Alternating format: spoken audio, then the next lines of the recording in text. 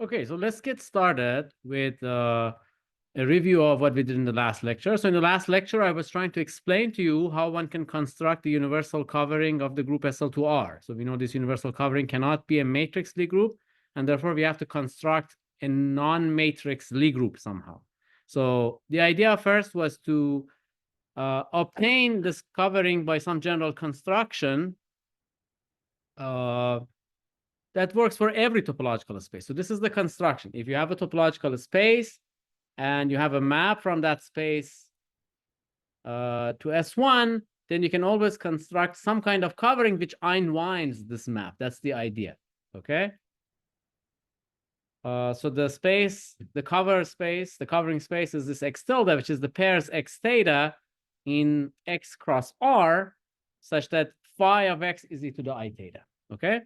Now, I did an example of the real line, but in order to clarify this construction, I want to do one more example at the bottom of the slides for last lecture, and I'll just upload these slides again. So maybe I just, so this X tilde for the case X S1 to make it clear what this unwinding means. So X tilde for X equals S1. So what is happening is, well, we have to consider the sort of points of the form X theta, where phi X is e to the I theta. But what phi do we want to take? Well, the most natural phi that we can take is the identity map. So phi of e to the I theta is just e to the I theta. Okay? And so then what you see here is that, so this is the X and theta such that, well, you can just represent this as e to the I some t. But then e to the it should be e to the I theta. So maybe then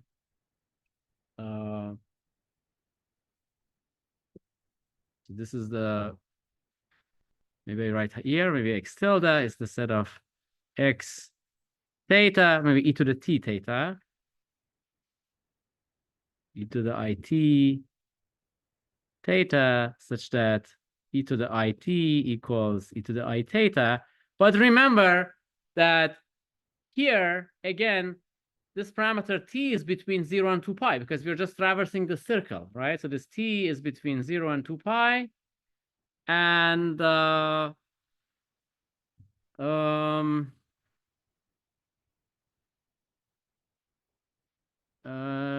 right. So then, so basically the conclusion is that theta should be t, okay? Is it t or is it t plus something? Okay, so maybe this is just e to the it t with t in R, okay? And I don't think I need to translate that.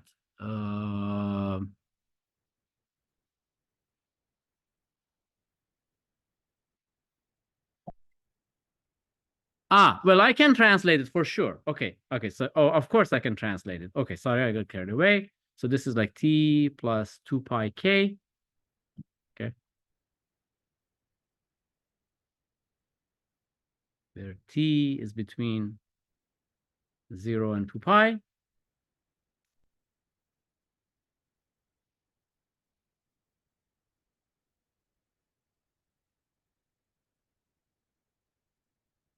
And k is some integer.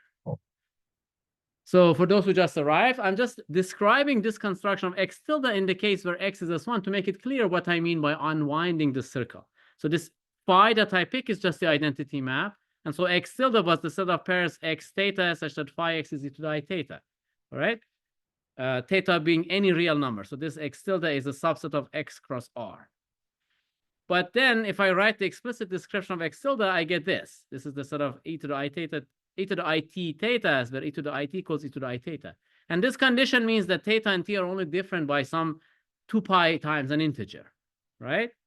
So I get this description. And when you think about these points, so what is S1 cross R? S1 cross R really is a cylinder, right? So you have S1 and the vertical axis represents R. Okay. So now, what are the points that look like this? When you see, as the first coordinate goes around the circle, the second coordinate, if you choose k equal to 0, it goes from 0 to 2 pi. So you actually get this sort of a helix. And then for k equal to 1, you continue from there and you just go up like this. So the space x tilde is this red space. In the case of the circle, I get this red space. So now you see that this helix basically is a homeomorphic to the real line. It doesn't have any loops in it anymore. Okay, and that is the idea. That was the idea of discovering space, which we applied into the case of the group SL2R. Okay, any questions about this picture before I move on to what we discussed last time again? So in the case of SL2R, we chose this map phi, which was the map that maps any element to this unit complex number on the unit circle, Ci plus d over absolute value of Ci plus d. Okay. And then the first thing was that we noted that this space is connected and simply connected. I kind of skipped part of the argument. I didn't realize that I didn't explain that part. So here the point is that when you can write any element of SL2R as a product of something in B and something in K. That was the first thing I said about like the connection with the Gram-Schmidt. Okay, so the Gram-Schmidt tells you that if you take any element in SL2R, maybe I just write in a different color.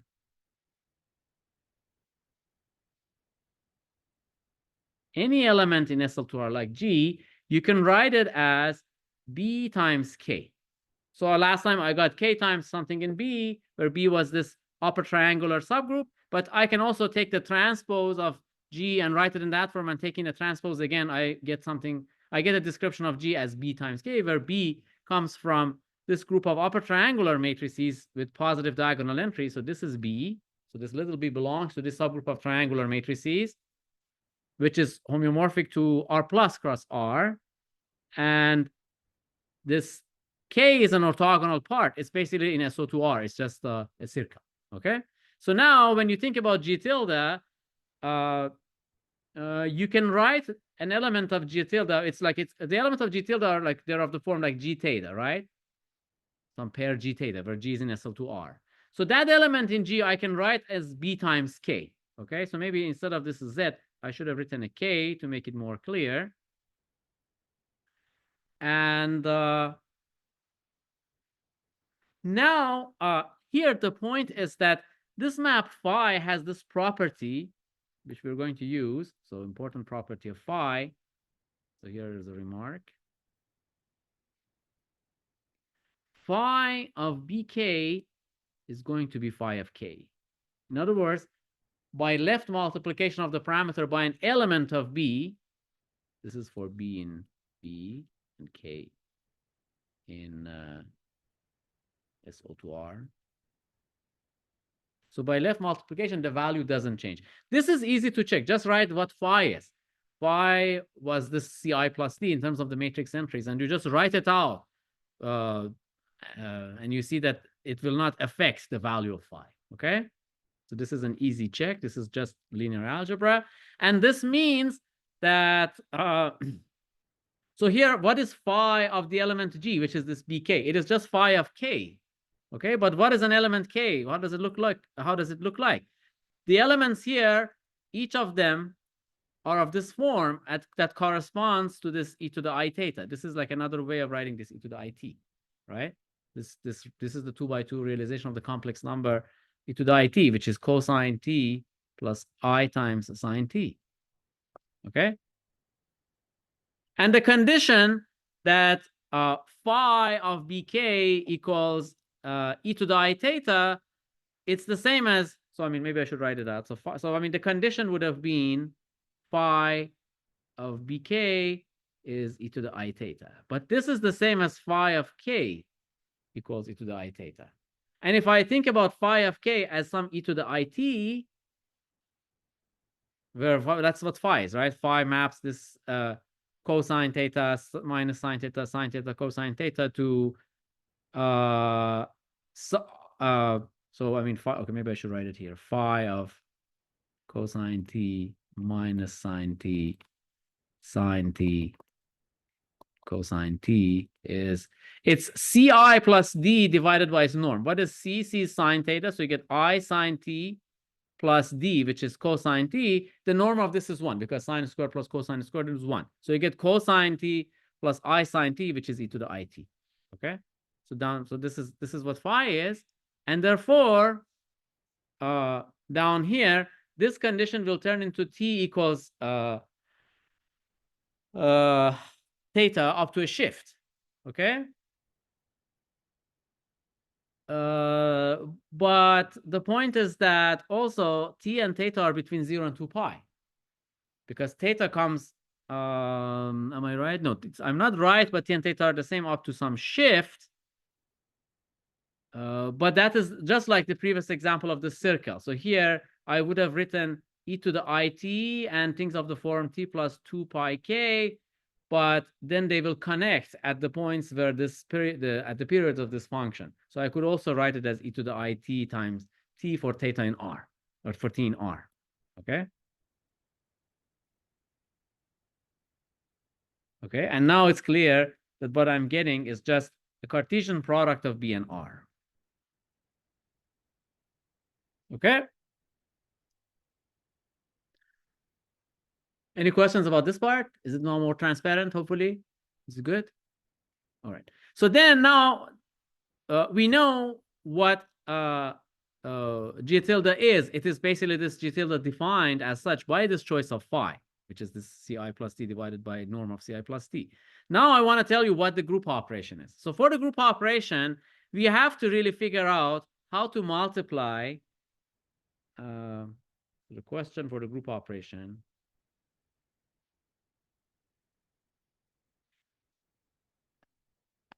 We have to figure out how to multiply two things of this form. So we have to write it as some g and some theta. So the first component is not difficult. You could easily guess that maybe we should do g1, g2. But what should we do with the second component? Should we do theta 1 plus theta 2? Well, you have to be careful. That's not going to work, because what you want is that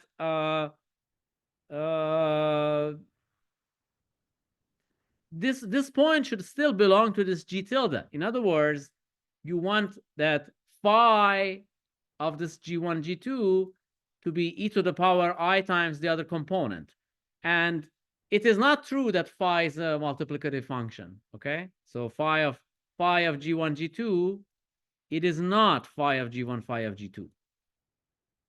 Phi is not a group homomorphism. It can't even be. Okay, we can't have a group homomorphism from SL to R to the circle. The only homomorphism will be trivial, and our function is not trivial. So therefore, you cannot hope that from phi of g1 equals e to the I theta 1 and phi of g2 equals e to the I theta 2, we get this one. This will be nearly impossible to have. Okay? Therefore, something as simple as this doesn't work. Okay, so now what is the thing that works? For this thing, we needed to think a bit sort of out of the box and use the relation with hyperbolic geometry. So use the fact that we have these Mobius transformations coming from SL to R that map the upper half plane to itself. Okay, so for any element of SL to R of this form, we have these Mobius transformations. They're functions of a complex parameter z. For any complex number, you can write az plus b divided by cz plus d as long as the denominator is non-zero. And we just verified last time that these functions, these Mobius transformations, so to speak, they map complex numbers with positive imaginary part to complex numbers with positive imaginary part. In other words, they are well-defined functions on the upper half plane, the part of the complex plane that lies above the x-axis. Okay, so that was the first observation.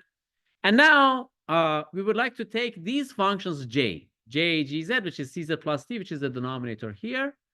And we would like to normalize this Okay, so the normalization of this at I will be just the map phi. So maybe now I continue on the next slide. On the next slide, any questions? I will just rewrite some of the material here, but anyway. The lecture, the new lecture here.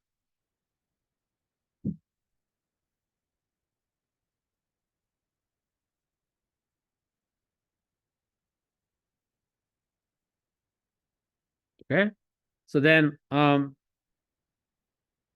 we have this J of GZ, which is CZ plus D for G equals ABCD. And we have these functions A. So A, GZ, which we define to be JGZ divided by the absolute value of JGZ. Okay, so it's a well-defined complex function with values on the unit circle. Okay, so these values that it attains are on the unit circle, and in fact, this is just far. So in fact, at I, so we have. Maybe I should write. Maybe write in a different color that A, G, I being the square root of -1, it is just phi of G. This is the phi that we chose before. Okay.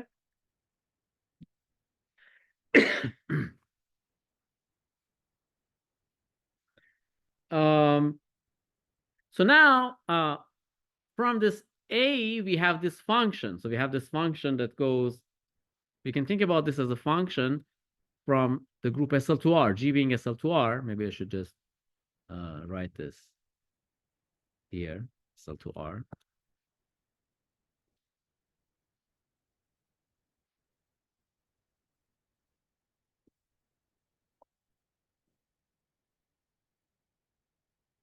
Okay, I'm not happy with the way I write the S, sorry. Okay, and its values are in S1. Okay, and it has this property that if I plug in the identity, the 2x2 identity matrix, and evaluate at I end up with 1. Okay, so the strategy is to obtain some kind of a lift of this function. So we want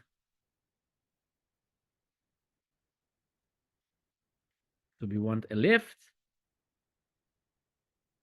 So what does this mean? So we want some A tilde. Okay, maybe I just write it as such. So maybe I just like maybe write some map like a G cross H. I forgot to mute myself here. Okay. So we have this map A, its values are in the circle. And we have this map T goes to e to the IT. Okay, from the real line to S1. And we want some lift of A to some map A tilde going from G cross H to R.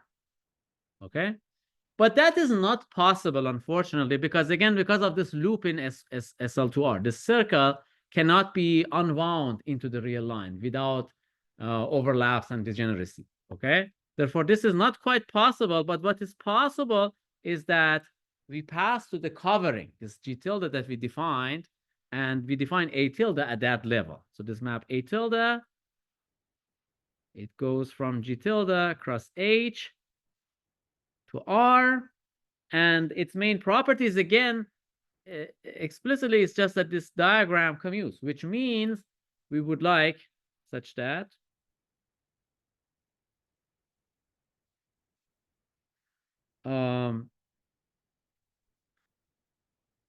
say A of P gamma Z is e to the I times A tilde of gamma Z. Okay, for all gamma in G tilde and Z in H.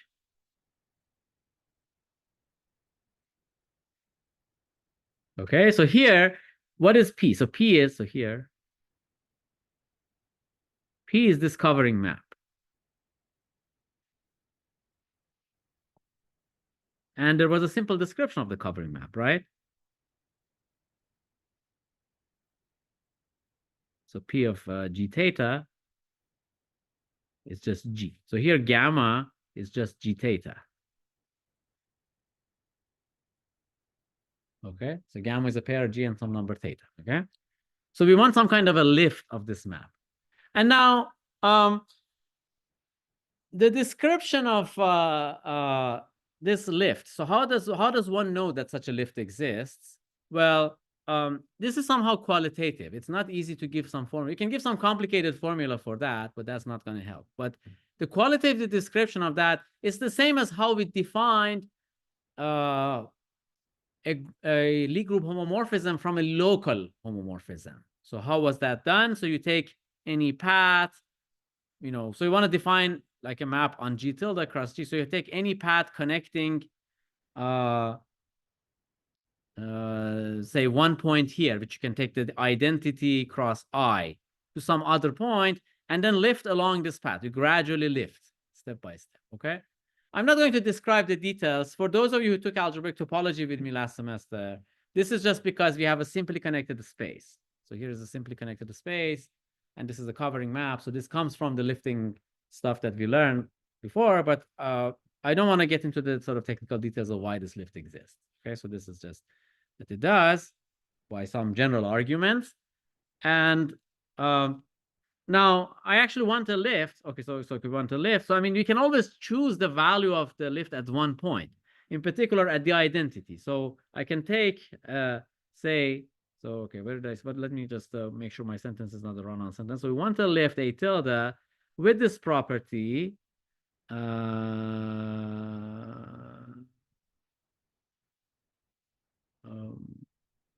Maybe I just make some space here. Okay. And satisfying a tilde at some specific point, such as the lift of the identity.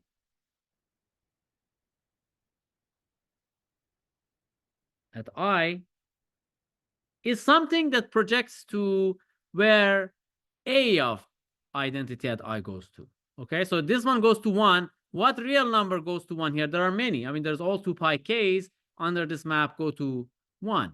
But now I can choose 0, say, as like the simplest choice. Okay. So just one more time, I just write what this what I removed. Maybe I just use a different color. So P is the covering map.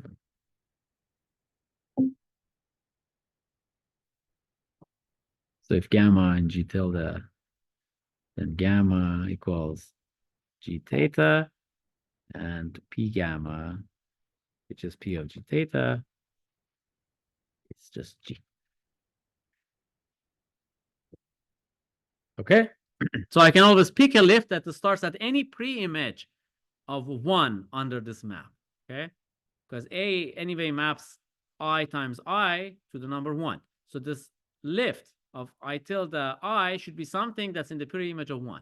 It could be any number of the form 2 pi k, because they all map to 1. But I could just take k equal to 0, so I get 0. Just for simplicity. Doesn't really matter, but for simplicity, we do that. Okay? Now, any questions so far? Now, here is the observation, which is important. It will help us proceed. The observation is that, in fact, A tilde gamma I equals theta for gamma equals G theta.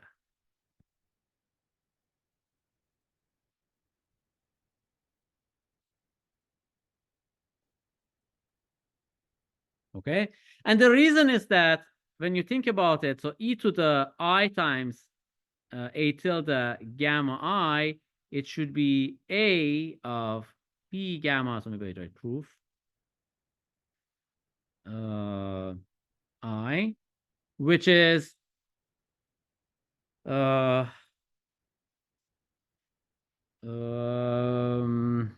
which is e to the I theta, because this is phi. This is supposed to be phi, right? This is phi. This is phi of P gamma. And remember that like if gamma is of the form g theta, then phi of g is e to the I theta. Okay, so now by comparing these two, you see that in fact a tilde gamma I should be theta plus 2 pi k. Okay, but well, this k can depend on the choice of gamma, but in reality we are looking for a continuous lift, and such a continuous lift, if you fix the value at one point, it will be unique. And you will see that in fact, if I define a tilde of gamma I to be theta, I get a continuous lift. And because of uniqueness of the lift, it should be the only lift. Okay, so but by uniqueness of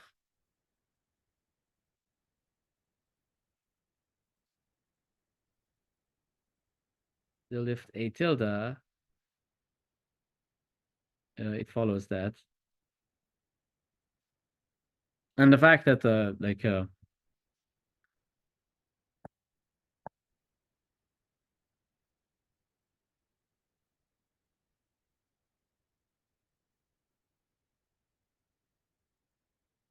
tilde gamma I equals theta is such a lift.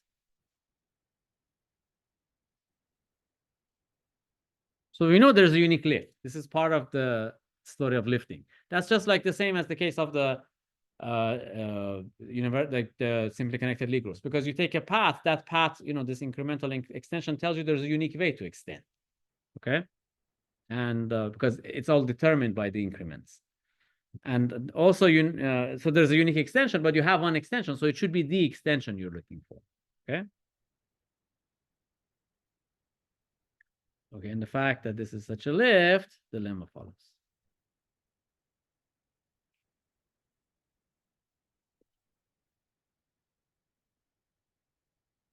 Okay. So now this is good because now we can interpret a pair g theta as g comma this a tilde of gamma I. Okay. All right. So now we can interpret.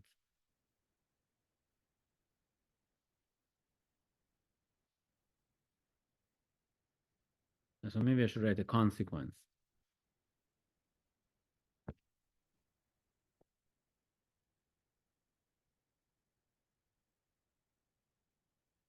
So we can interpret the g theta in g tilde as a pair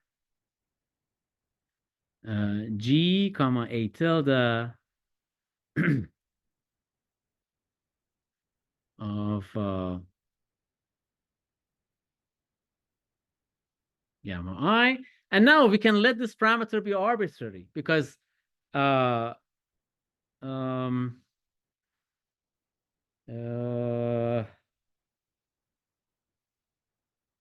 how can we say that we could just set this parameter to be arbitrary? Because anyway, it was coming from the lift of this whole map from G cross H. So that lift was also unique. Okay. Another consequence is that, so we can think about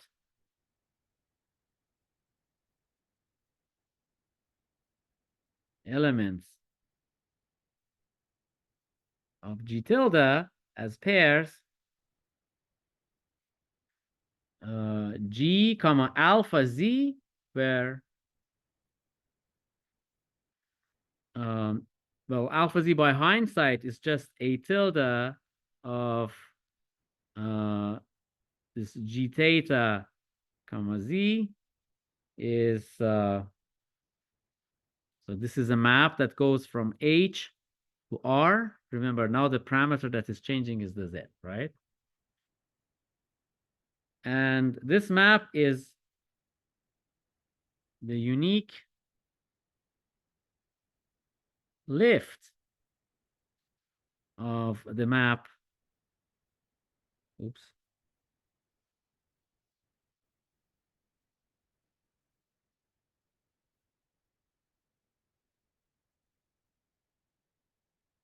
A GZ that goes from H to S1. So here now the picture is that we have H to S1. Oh, I don't have a tilde here. So this is the map that takes Z and gives you A GZ for a fixed G. So this I have this G cross, but I just forget that one, right? Fix the value of G in the capital G. All right. And that lifting, which was like from G tilde across H, now I can think about this as a map from H into R. Just fix one component. Right? This is this A tilde.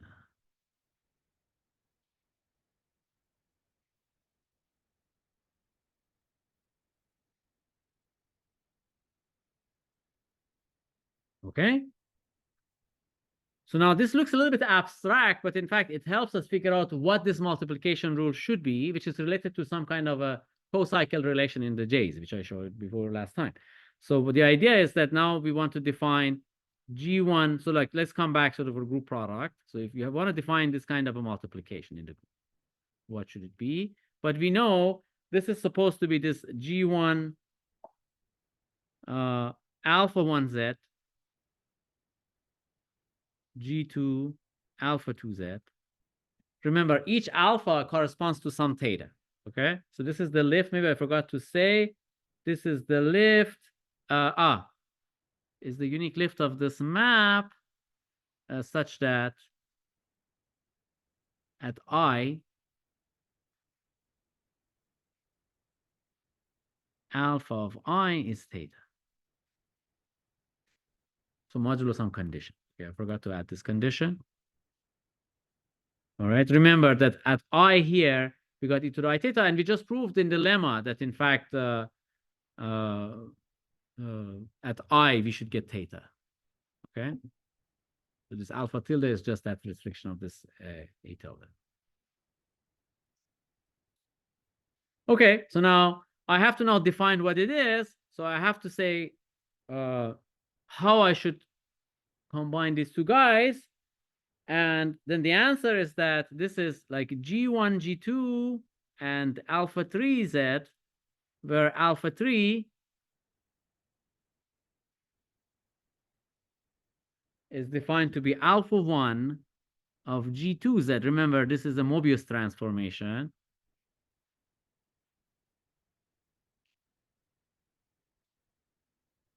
The value of the Mobius transformation corresponding to G2 at Z plus alpha 2Z. Okay, so this alpha 3 is another lift that corresponds to some other theta. It's not, if this one is like a theta 1 and this is theta 2, the corresponding theta to this one is not theta 1 plus theta 2. It's something complicated, but you can write some trigonometric formula for that, but that doesn't help you understand where it comes from. But that's basically the way it works. And the reason it works, so what we need to check first is that, I mean, so now clearly the map that pushes things down to G, the covering map, it just looks at the first component. So it's clearly a group homomorphism because the information in the first component is the same as the multiplication in G. Now you have to just check that you actually have a group multiplication there. You have to check associativity and invertibility.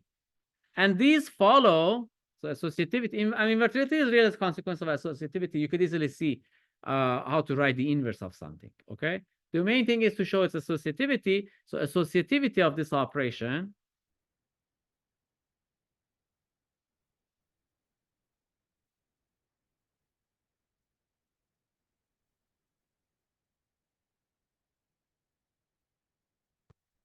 so it follows from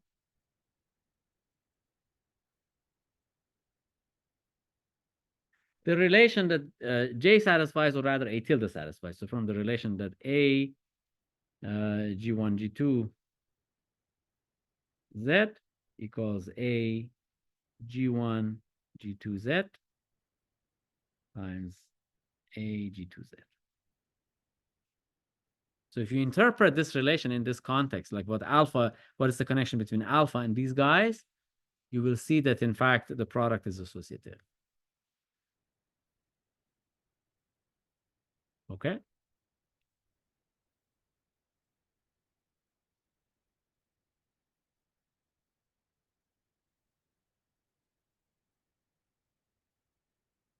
Okay, so maybe enough of talking about the covering. As you see, it's a delicate thing, and it is related to quite a bit of seemingly unrelated geometry, the hyperbolic plane and so on. So just to show you how many things come together to describe some covering space. Okay. So now what we want to do is we want to like shift gears a little bit and talk about the correspondence between Lie subalgebras of a Lie algebra and Lie subgroups of a corresponding Lie group. So remember, one of the fundamental problems we were interested in is that if you have a Lie group, so maybe I should say, okay, correspondence between Lie groups and Lie algebras.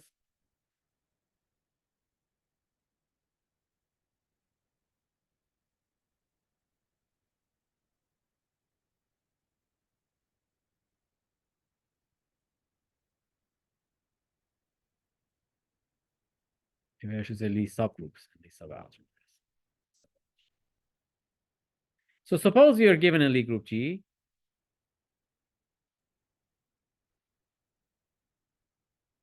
And okay, for simplicity, again, we come back to the world of matrix Lie groups to simplify our life. All the things that I discuss are also true for general Lie groups. And now suppose, so G is the Lie algebra, as usual, of G. And suppose I have a Lie subalgebra.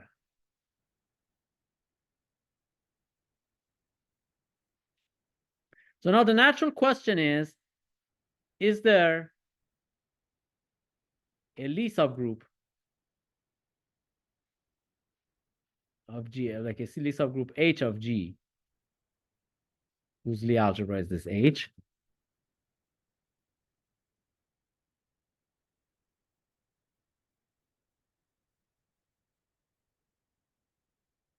Okay, so this is a natural question, right? What do you think the answer is? What should the answer be?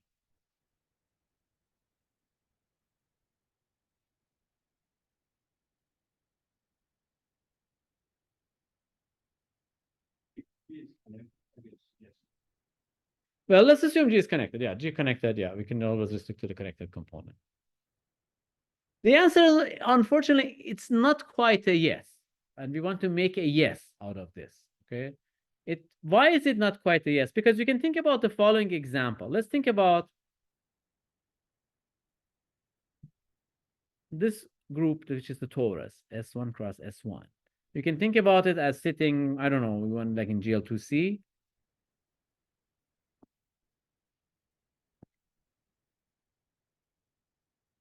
So this is just a set of points of the form e to the I theta 1, e to the I theta 2, for theta 1 and theta 2, arbitrary real numbers. Of course, period 2 pi applies, but anyway. Okay, so this is like pictorially, this is what it is. The donut. Okay. And now what is the Lie algebra of this guy?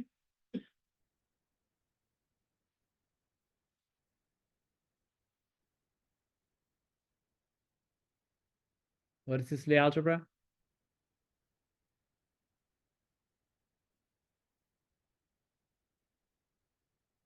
What's the Lie algebra of a donut? That's a nice title for an article in some exposition in mathematics.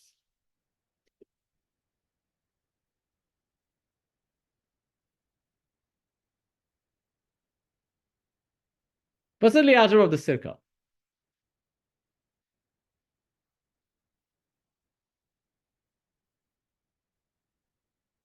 Yeah. Imaginary line. Anyway, so it's just like a one-dimensional Lie algebra. It doesn't matter. One-dimensional Lie algebra. Okay. And then if I have the sort of S1 cross S1, then what should it be? Or rather the Cartesian product of the two lines, which means R2. Okay. So the Lie algebra will basically be R2, is isomorphic to R2, the abelian Lie algebra of dimension 2. considered an abelian. The bracket is 0, right?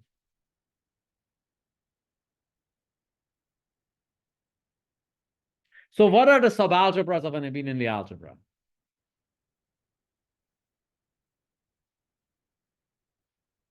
It's a vector space. And what are the subalgebras of this abelian algebra? Which subspaces?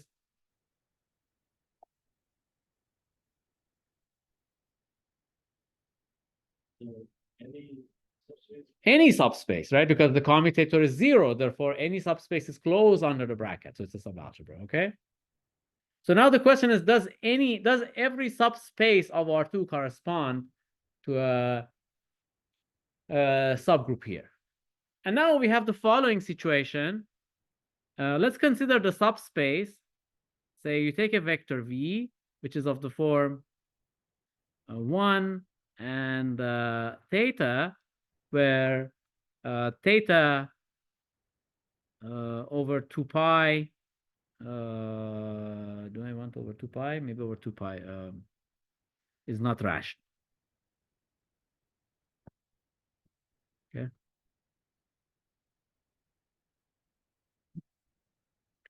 So now, what is the exponential of this? If it's supposed to correspond to a Lie group, then this exponentials of this vector, which is in R2, should belong to that subgroup, right? But what are the exponentials? I mean, you should think about this as like 1 theta. But now, I mean, if you want to do it in matrix form, as Tianyi said, in fact, you have to think about imaginary matrices. So I should look at like I t and I theta t. So in matrix form, so like V in matrix form is like I t I theta t 0, 0. Okay. And then e to the, or maybe TV is this. Okay. So now e to the TV, it's just e to the IT, e to the I theta t. Okay. Now, if you draw a grid now,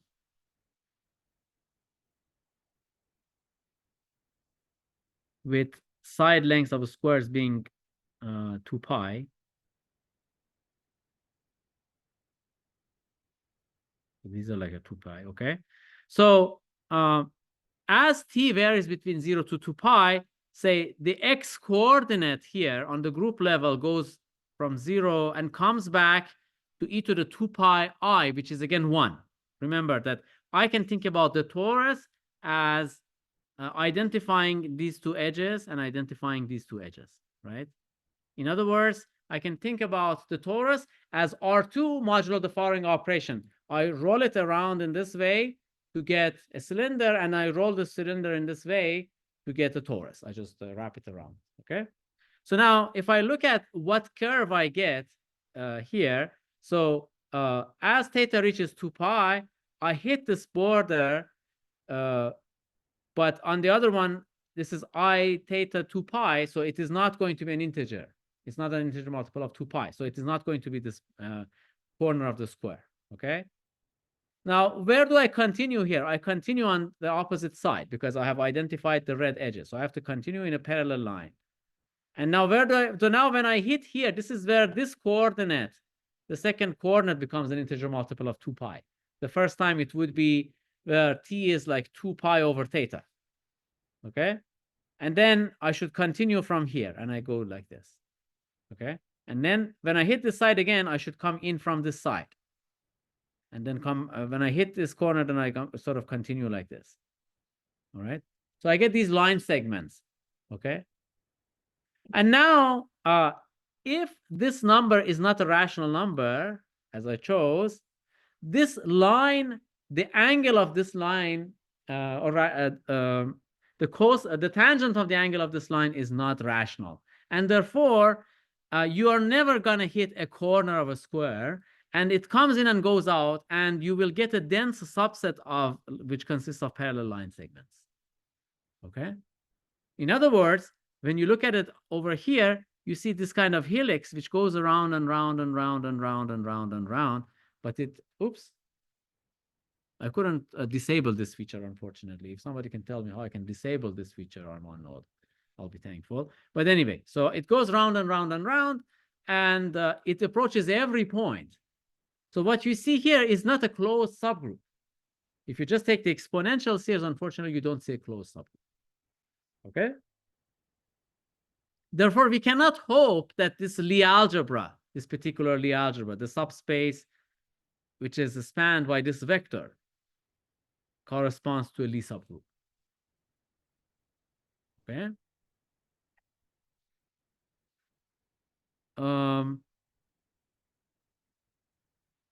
So then what should we do?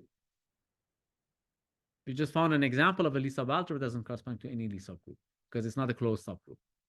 What we can do is we can try to think about this image itself as some manifold. Now, we can't really think about this as a closed subgroup of this bigger ambient matrix group that contains everything, but we should really provide some manifold structure, or more precisely, a Lie group structure on this dense thing. Okay, in other words, you should forget about where it is sitting, even though this is like a going round and round and getting close to itself. It doesn't intersect itself anyway, okay? Because there's no period, because of this irrationality, there's no period. So it doesn't intersect anyway, and you can think about, if you forget the things that are approaching it, you could think about it as like a one parameter subgroup, which is like a Lie group isomorphic to R plus with multiplication. This is what we want to do. We want to impose, or rather, we want to equip this as with a Lie group structure, which is not coming from the Lie group structure of the bigger space. Okay, and as you see here, this is why we have to do things for Lie groups without reference to matrix Lie groups. Because if you really want to have a theorem here to say that this subgroup corresponds, this subalgebra corresponds to some sort of a Lie subgroup, not quite a Lie subgroup, but what we call analytic, I'll define it momentarily. If you want to have a theorem, we really need to equip this with some manifold structure not coming from the GLNC it is sitting in. Okay. All right, so now let's make things more precise. To make this more precise, I have to first define the class of objects that this sort of a dense thing belongs to. Okay, and that class of objects would be analytic subgroups. So what is an analytic subgroup? So here's the definition.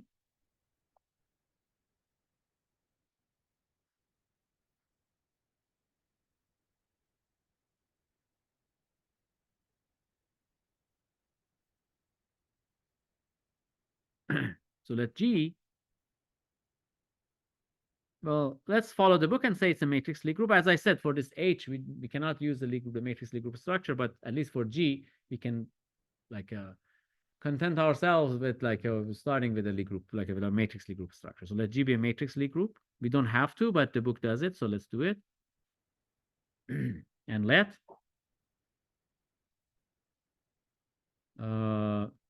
G, like fracture G with the Lie algebra of G. Now let H be a Lie subalgebra of G, fracture G. Now, and not necessarily closed, just some abstract, just some subgroup, not necessarily closed. Subgroup H of G is called an analytic subgroup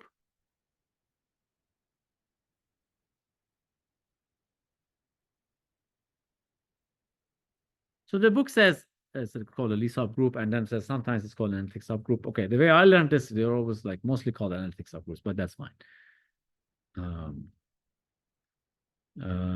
Corresponding corresponding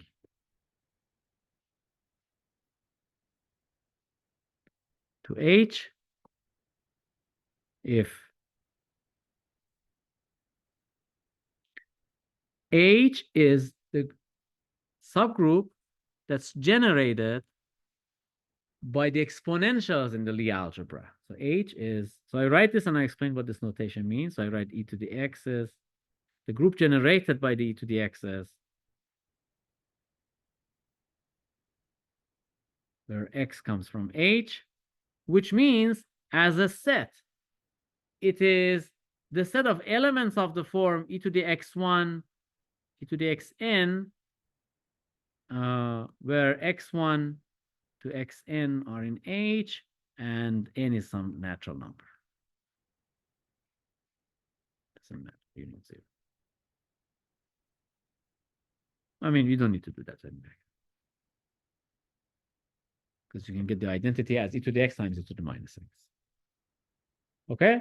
So if you take all products of exponentials, such products of such products are again of the same form, right? If you take two products, e to the x1, e to the xn, and e to the y1, e to the ym, it's another product with m plus n guys. And the inverse of such a product is also another product. You just replace the xi's by negative xi's and write them in the opposite order. Okay? So you actually have a subgroup in the sense of your Math 2143, your second year group theory course. It's not a Lie subgroup. We don't know if it's closed. Most likely it's not, as you saw with that example. But at least we got a subgroup. And the property of this group is that, in fact, it is the group that's generated by these exponentials. It's the same thing. Okay? Yes. They have to be like a Lie subalgebra. The examples where H is just. Well, this H is assumed to be okay, yeah, it's a subalgebra. Yes, of course, when I say it's contained in G, it's with the same Lie algebra structure. So maybe I should have written subalgebra to make it more clear. Yes, definitely H is a Lie subalgebra of G. Yeah, this is part of the definition. We don't want some abstract Lie algebra structure there. The main thing is this capital H is not necessarily closed in G.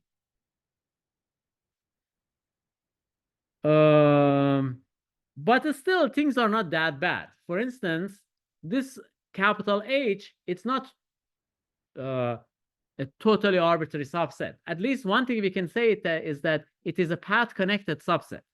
So here is a remark. H, or maybe an analytic subgroup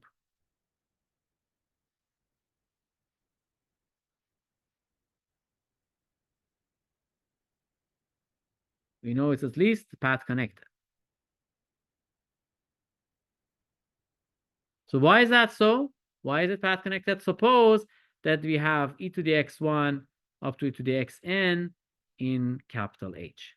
This is like one element, which is the product of like these x1 to xn are in H.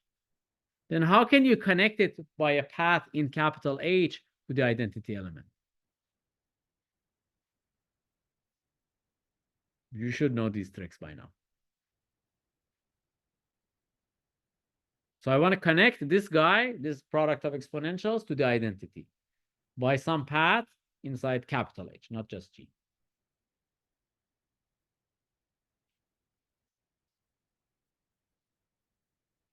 So I want to take this path gamma t. You should tell me what I should write on the right-hand side.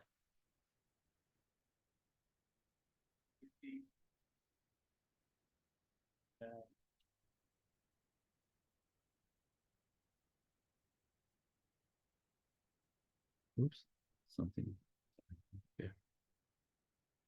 So it should be e to the power something. Yeah. Yeah. That's right. So if I do e to the tx1, oh, what's happening? How did I? Ah, I got this extra thing. Okay. All right. Oh. Okay. All right. So there's e to the tx1 up to e to the txn for t between 0 and 1. At t equal to 1, I get the element that I gave. And at t equal to 0, I get the identity map. Okay? So gamma of 1 is e to the tx1 is e to the x1 to xn. gamma of 0 is the identity map. So gamma is this path connecting these, which is what I want, right? All is good? Everybody happy?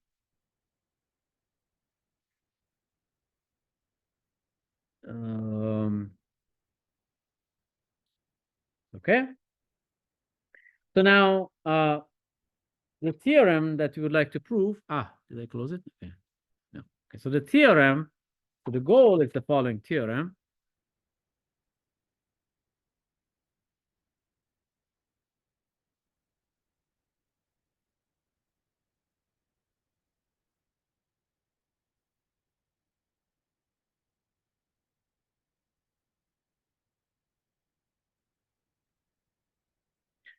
So let H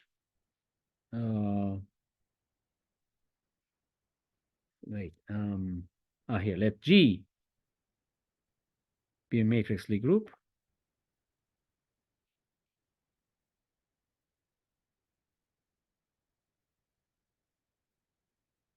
And let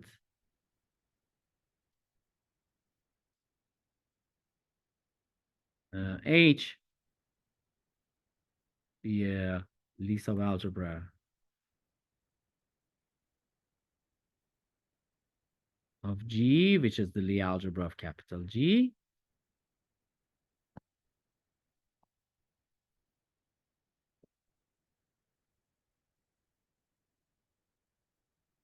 So then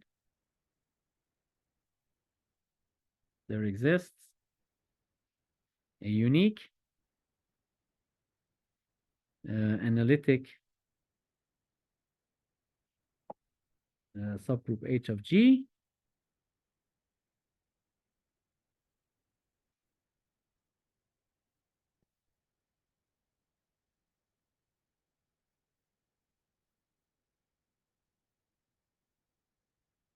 corresponding to H.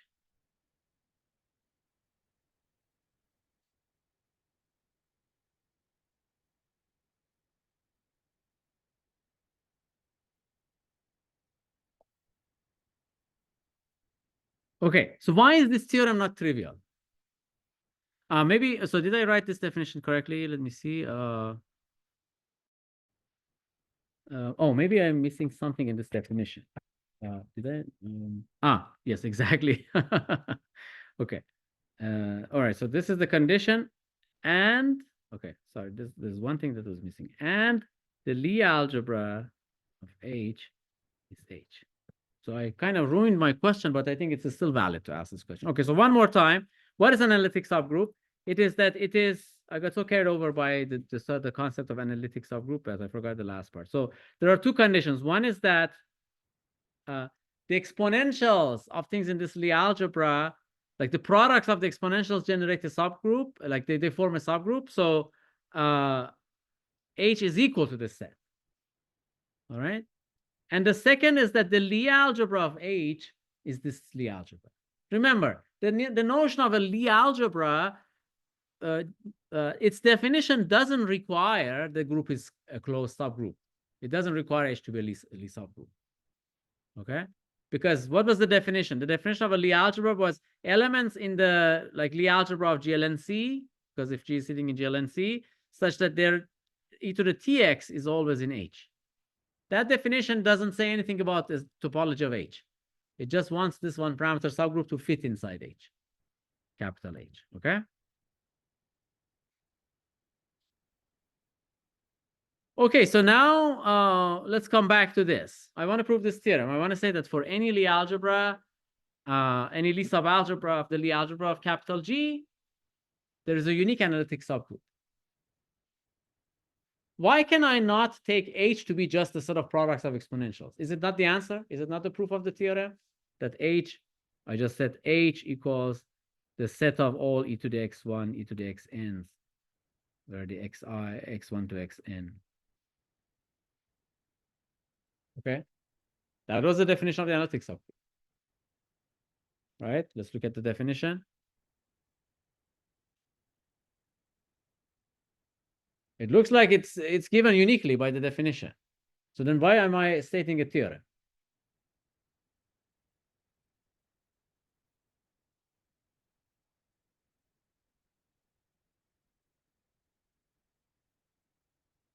Did we meet all the conditions in the definition?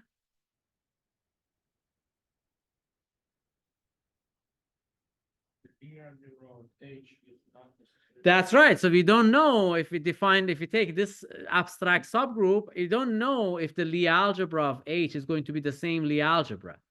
It will contain that Lie algebra, but maybe it's actually bigger. Who knows? Okay, so this is what we want to prove.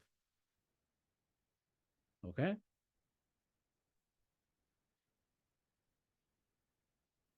So this is what makes the theorem non-trivial. And by the way, we need that condition for later on topologizing, or rather giving a manifold structure to this capital H. Because remember, this capital H is just now a subgroup. But we know that even though it's this weird helix, it is still a homeomorphic to the real line, just like as a Lie group, it should be thought of as the one parameter Lie group, as like R plus. So we should get this structure from somewhere. This structure comes from this Lie algebra. But first, we need to make sure that the Lie algebra of capital H is still this fracture H. Okay, it might like a priori it might be bigger. Okay, so let's see. Any questions? All right. So just one more time, I missed this. Were you here when I said that I missed this condition, BH equals H? Okay. All right. So there's two things to check. And how much time we have? Okay, we have about 15 minutes. Okay. Now, the proof of this theorem will require two technical lemmas. So I'll prove them one by one. But before that, maybe the following remark.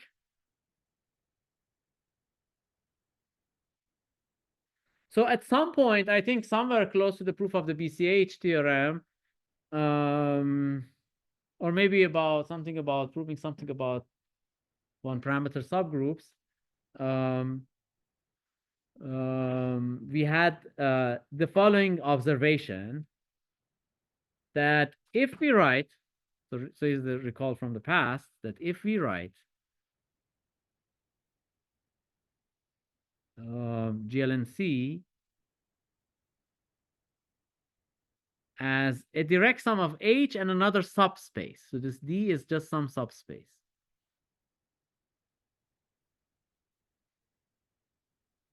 Okay, so H is a subspace. I can always write, I can always pick any complement, like some complement to any subspace, so that my vector space is a direct sum of these two. This is clear, hopefully. Okay, so I can take this, and then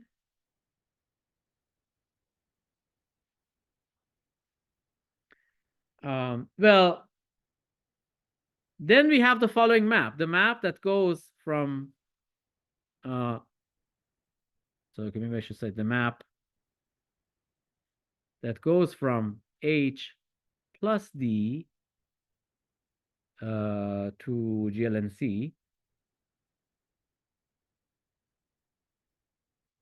So normally I would take the map from GLNC to capital GLNC to be the exponential map. But now I want to do first exponentials in the components, and then multiply them. Now remember that at some point, I mean, we made this observation that the derivative of the exponential map at 0 is the identity. So the derivative of this map from xy to e to the x, e to the y, it's not difficult to see by using calculus that the derivative at the 0, 0 is also the identity map. And when this happens, we use this result called inverse function theorem, which you guys don't know. And I was assuming you guys know, and that was my mistake, but that doesn't matter. You guys now know what it is. It basically says that because the derivative is invertible, we have some diffeomorphism between a neighborhood of the point in the domain, which is 0, and the point in the image of 0. I mean, 0, 0 goes to I times I, which is I, right? So, and the derivative at this point is the identity map. Okay, so this means that this map becomes a diffeomorphism between 0, some neighborhood of 0, and some neighborhood of identity. Okay, which means that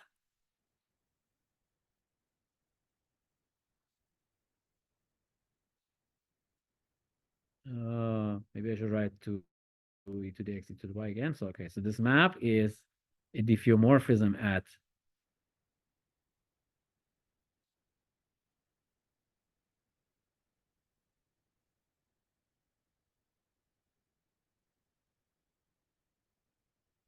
0, 0 in h plus t, which means, and now I write what it means.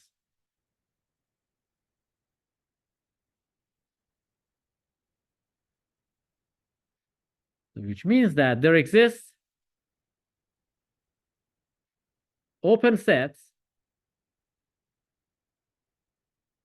like U contained in H, which contains 0, V contained in D, which contains, and now let me make sure that I'm getting the order right. Yeah, V is in D, okay. And W in GLNC containing the identity such that for any G in W, there exists unique X in U and Y in V such that e to the X, e to the Y equals G.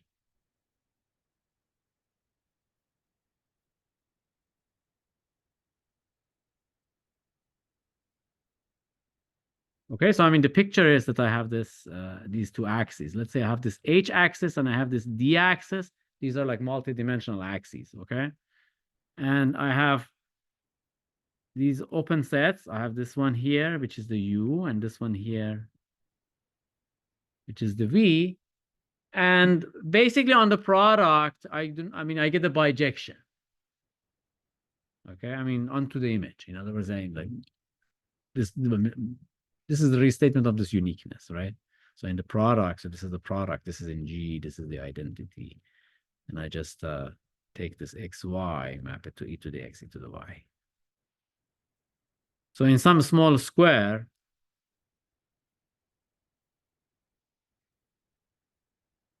containing the origin, this picture, I get a bijection onto the image. And the image contains some open sets around the identity. Okay?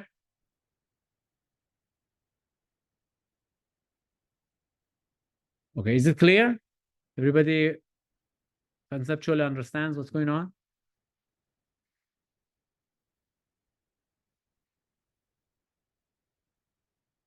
Okay, so now let's proceed to the lemmas.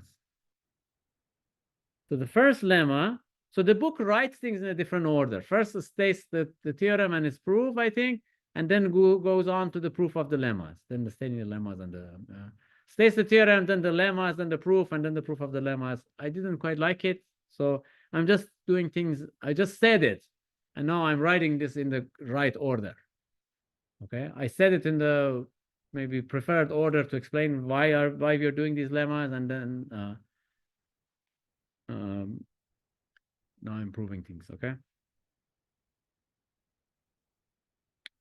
All right, so now what is the first lemma? And how much time do we have for the first lemma? We have only 6 minutes. Okay, so we'll try to see. Okay, the first lemma is actually easy. The first lemma is that, so let B be a basis. So remember, I mean, we carry over the notation from above. We have this G, we have this H, we have this capital D. Okay, so maybe I just say, so we carry over, so we keep the above notation.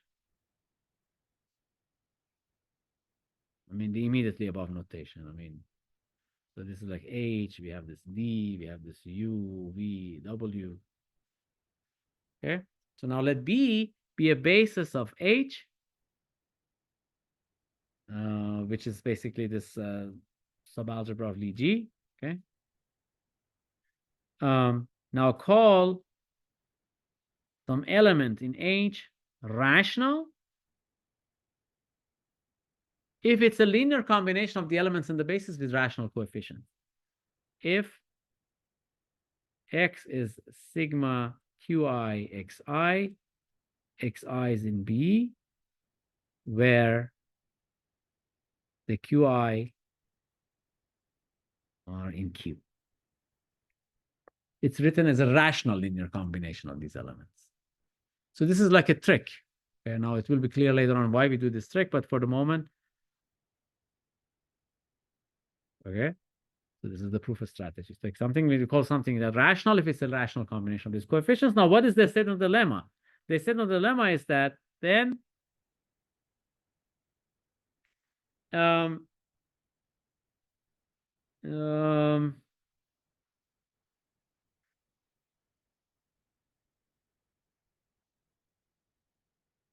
then any element of H can be written as a product of exponentials of rationals and something small. So then for any delta small, let me put this small, delta positive, and all, and any, and all, maybe I should say all instead of any, and for all.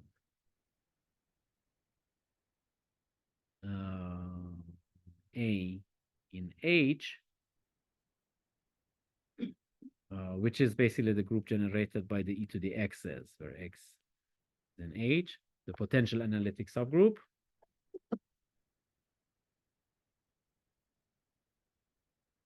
There exists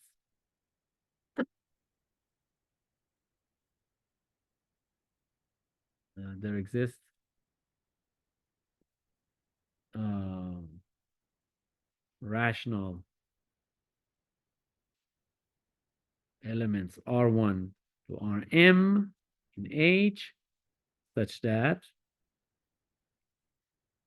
A is e to the x1, e to the R1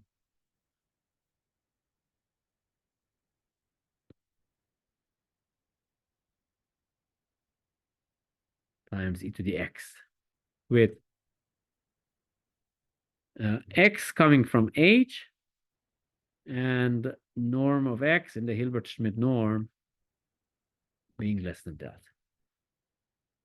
So it says that any element of this potentially analytic subgroup corresponding to the Lie algebra, any element can be written as a product of rational elements, exponentials of rational guys, and something small. It can be approximated by products of rational elements.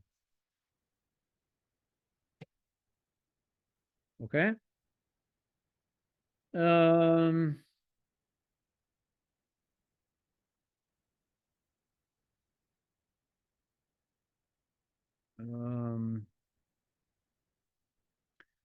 Okay, hesitate to give the proof because we will basically get stuck in the middle of the proof. It's like 3 steps, and I don't think I can do this in the next few minutes. But maybe one thing I can say is that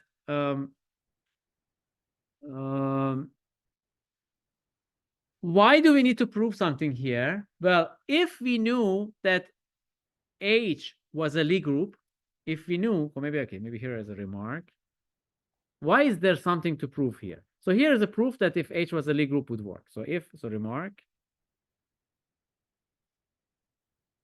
if H was a Lie subgroup, we don't know yet, right? I mean, Lie subgroup in the sense like if H was a closed, if H was a closed subgroup.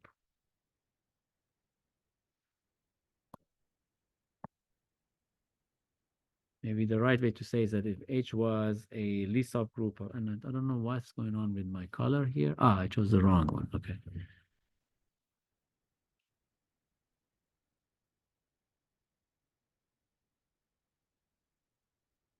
GNCIE closed.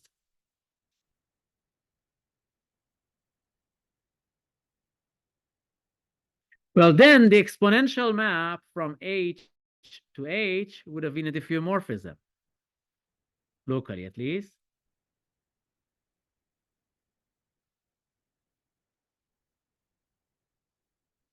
And this means that this assertion would have been trivial. Why? Because